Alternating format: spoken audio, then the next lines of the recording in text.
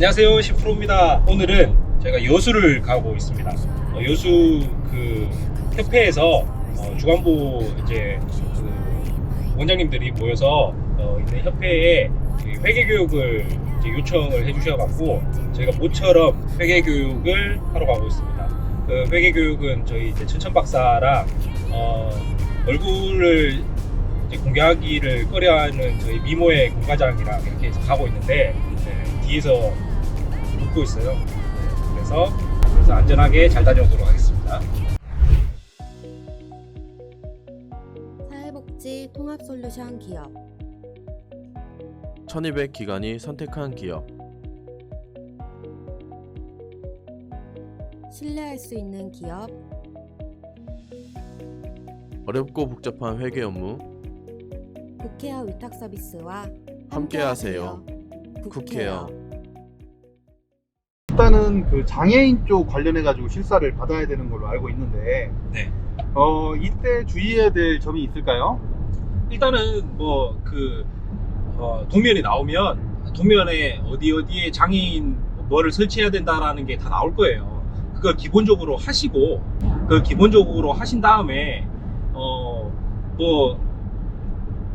그 인테리어 업체 사장님이 만약에 장애인 이런 시설을 안 해보신 분이면 직접 알아보시는 경우도 있고 아니면은 뭐 그 원장님이 직접 알아보셔야 되는 경우도 있지만 어쨌든 그렇게 기본 시공을 하신 다음에 장애인 협회 실사가 나오기 전에 우리가 이거를 오픈을 할 예정인데 지금 기본적인 건 해놨는데 한번 와서 그 가이드를 해달라, 실사 전에 기본 점검을 해달라고 꼭 부탁을 하세요. 부탁을 하시고 그러면 그분이 웬만하면 오시거든요. 그렇게 해서 이거 추가하세요, 이거 추가를 하시라고 하면 그리고 나서 다시 시공을 하시고 그 다음에 실사를 받으면 이거를 진행하는 과정이 꽤 빨라지세요. 그러니까 그거를 감안을 하시고 진행하시면 되고, 그리고 또 하나 여기서 장애인협회에서 해서 그 통과가 됐고 그렇게 해서 내가 오픈을 하게 됐다고 해서 더 이상 뭐 이런 뭐 안전바라든지 이런 것들을 더 이상 미래에 추가로 설치를 안 해야 되는 거는 절대 아닙니다. 이거는 장애인 실사와 우리가 센터를 오픈하기 위한 어떤 기본 구색을 맞춘 거지.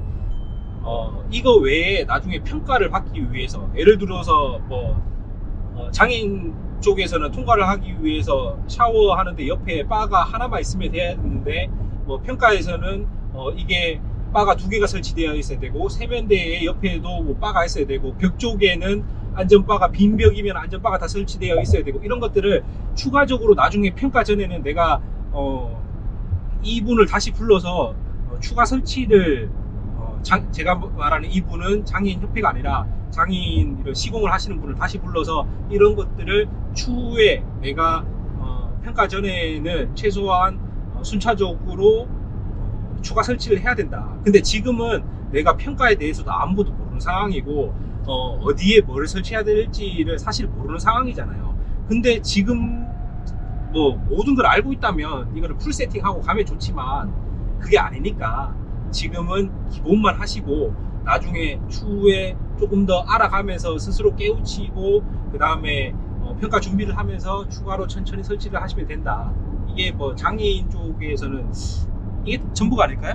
네, 그렇게 예, 지금 말씀하신 거는 일단 설립 때 할 수 있는 거는 최선을 다하고 네네. 평가 때는 또 추가적으로 할 걸 염두에 둬라 이렇게 말씀하신 것 같아요. 그렇죠. 아주 좋은 팁인 것 같습니다.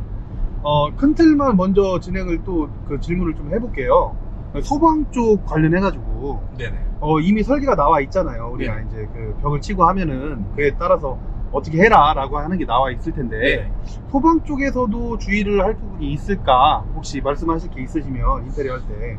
소방 쪽에서는 뭐 일단은 저번에 말씀드렸다시피 스프링클러 시스템이 가능하면 다 되어 있는 곳을 구하라고 말씀을 드렸고, 그게 아니면은 그래서 증의설만 할 수 있도록 하는 게 중요하다고 말씀드렸고, 그게 아예 안 되어 있다면 이제 간이 스프링클러라도 설치를 하셔야 되는데, 그게 보통 지금 시세나 뭐 이런 걸 봤을 때 평당 한 25만 원 정도를 생각하시면 돼요. 간이 스프링클러 설치가 평당 20만 원, 그다음 소방 전기 설치하는데 5만 원 해서 25만 원에서 30만 원 내외에서 아마 이게 가격대가 형성이 되어 있을 거예요. 그렇게 계산을 하셔서 업체를 선정하셔서 진행을 하시면 되고, 그다음 방염이 문제인데, 예전에는 주간보호 같은 경우에는 사실 블라인드 같은 걸 설치를 할 때 블라인드가 방염이 아니어도 됐어요. 근데 이게 법이 바뀌어서 지금은 요양원과 거의 동급이기 때문에 모든 블라인더도 방염으로 하셔야 되고, 방염이면 단가가 한 1.5배 정도 더 비싸요. 그리고 벽지 같은 경우에도 다 방염으로 된 벽지를 쓰셔야 되는데, 쓸데없이 그래서 뭐 실크 벽지, 뭐 고급 벽지 이런 거 쓰시지 마시고, 어차피 그러면 승인도 안 나와요. 다 방염 벽지 쓰셔야 되니까. 그리고 막 인테리어 좋게 하고 있어 보이게 하고 이렇게 그런 마음은 이해를 하는데, 그렇게 해서 나무를 굉장히 많이 쓰시는 분들이 계세요. 편백나무 엄청 많이 쓰시고 이런 분들이 계신데, 사실은 그거 아무짝에도 쓸모가 없는 거거든요. 방염 페인트 다 칠하면 냄새가 다 잠겨버려요. 냄새가 안 나요. 그래서 보기에는 내가 편백나무를 썼다라고 할 수는 있지만 그게 효능은 없습니다. 그리고 방염 페인트를 한번 바르는 게 아니라 되게 두껍게 발라서 그거를 나중에 그 소방서나 그 업체에서 잘라가서 이거를 검사를 다 합니다. 그래서 그게 테스트 통과를 못하면 다시 페인트를 칠해야 되기 때문에 나무를 차라리 삼나무나 참나무 같은 거를 쓰시는 게 좋지, 굳이 뭐 편백나무를 과도하게 쓰시는 거는, 그리고 그 편백나무는 습한 데서 향이 나는 거지 건조한 데서 향이 나는 게 아니거든요. 그래서 그거를 뭐 힐링실이나 이런 건조한 데에는 많이 바르실 필요가 없어요. 그래서 그런 것들을 참고하셔서 그래서 뭐 소방 쪽은 하면 되시지 않을까라는 생각이 드네요. 그러면은 방염이 굉장히 중요하다고 하셨는데, 그러면 블라인드 이런 거를 설치를 안 해놨다가 네, 설치 신고하고 나서 지정 받고 나서 나중에 설치하면 되는 거 아닌가요? 그래도 되죠. 근데 어차피 나중에 걸려요. 왜냐면 소방 점검이 1년에 한 번, 뭐 1년에 두 번, 뭐 이렇게 그 소방서에 10점 나올 때도 있고, 그 다음에 소방 업체에서 그 집합 건물이면 정기적으로 소방 점검이 있어요. 근데 그 업체에서 여기 뭐 블라인드가 방염이 아니면 계속 그게 지적사항으로 뜹니다. 그렇기 때문에 일반 블라인더로 해도 어차피 다시 시공을 해야 됩니다. 어찌됐든 그 불나지 않게 네네. 그렇게 그 기간을 유지하는 게 그렇죠. 굉장히 중요하다는 말씀이신 거고, 네. 과도한 비용을 쓸 필요도 없다라고 네네. 말씀하신 것 같아요. 그렇죠. 소방 기준법이 있으니까. 네. 그렇죠. 알겠습니다. 굉장히 큰 부분 중에 하나 말씀하셨는데, 그 중에 하나가 또 전기 안전 점검을 또 받아야 되잖아요. 그렇죠. 그렇죠. 그래서 전기 쪽 부분을 질문 안 할 수가 없을 것 같아요. 네. 지금 우리가 소방도 얘기를 하고, 그래서 장애인 쪽도 얘기를 했으니까 전기 쪽을 한번 필요한 게 있으면 전기 쪽 한번 팁을 주시면 좋을 것 같아요. 뭐 어차피 전기 시공은 이제 당연히 잘하는 업체에 맡기셔서 그 업체에 보시면 이제 쉽게 이야기해서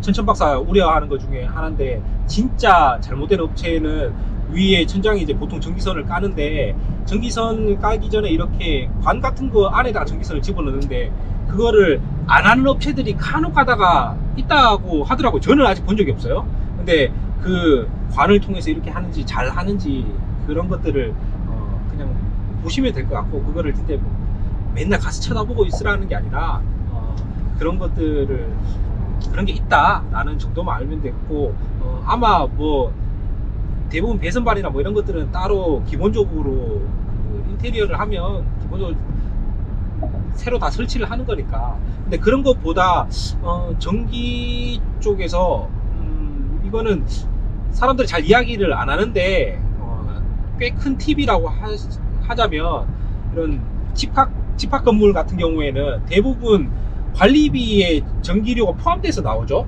네, 근데 어차피 초반에 시공을 할 때 내가 여기서 오랫동안 센터를 운영할 거면 모자 분리라는 거를 하시는 게 좋습니다. 모자 분리라는 건 기본적으로 쉽게 이야기해서 우리 센터만 전기가 따로 들어오는 거예요. 그래서 전기를 사용했을 때 그 청구서가 저희한테만 따로 오는 거예요. 그래서 내가 나중에, 지금은 뭐 기관 번호에 따라서 전기 할인을 받을 수 있는 경우가 있고 할인을 못 받는 경우가 있는데, 추후에 우리가 뭐 법이 바뀌어서 모든 장기유효한 기관들이 정기요금 혜택을 받을 수 있는 경우가 생길 수도 있고, 근데 이게 모든 전기가 묶여서 나오면 어디에 얼만큼 뭐 할인을 해야 되는지 모호해지잖아요. 그래서 모자 분리를 하는데 보통 한 200만 원에서 300만 원 정도 들 거예요. 그래서 전기를 우리가 따로 들어오게 해서 사용을 하는데, 그리고 이 건물 안에 전기에 문제가 생겨도 우리는 전기가 안정적으로 이제